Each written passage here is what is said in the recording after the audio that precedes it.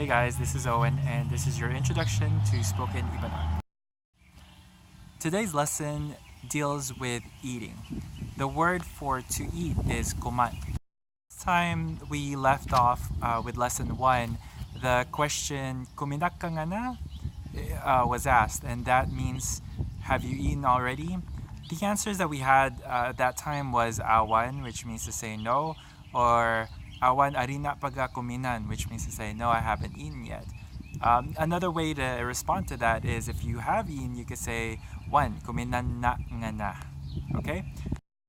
Of course, I don't want to leave you hanging. So moving forward, if you do say Awan paga Kuminan, most likely they'll tell you Sige, gafen or gafu, which means to say, okay, go ahead and eat. At that point, you can actually ask them Anni nellutum, which means to say, what did you cook? So again, Anni nellutum, that's what did you cook? And it's not rude for you to ask what you cooked. Point, they can actually answer you with any array of dishes that come from the Philippines or wherever else, American dishes, international dishes. So in an example, they could say adobo, ana inafi, or sinigang, ana gulay, or adobo, ana balatong. In these three cases, the word ana means and. So blank, ana blank means blank and blank. Okay? Inafi is the word for rice. Adobo, balatong, sinigang, those are all Filipino dishes that if you don't know them by now, or if you just don't know them, you can always Google. Alright? So after they tell you what it is that they're cooking, you can actually compliment them on it, or just knowing how it tastes like. You could say, Anni Singngo na Yatun, which means to say how delicious that is, or that's delicious.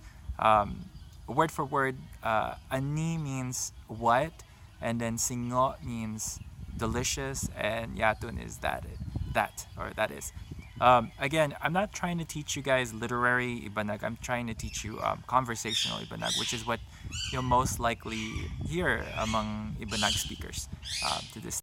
Now that you guys know how to have a conversation about eating in Ybanag, I just want to go over some of the words that we used. So primarily, the word for to eat and / eating is Kuman. So again, I am eating and you are eating is Kumanna and Kumakka. So I am eating is Kumanna, you are eating is Kumakka, or you eat is Kumakka. We use the word Anni, or Anna, which means to say and, to link two different nouns or to link two different ideas. Adobo, ana inafi. Inafi is the word for rice. What else did we use? We use the word Anni, which in its literal sense means what, but is used to emphasize something. So when we say Anni Singngo na Yatun, it emphasizes how delicious something is. If you're familiar with Spanish, it's kind of like when you use que. Que guapo, how handsome. We would say Anni blank, just to emphasize, okay? And the word Singngo, which means delicious.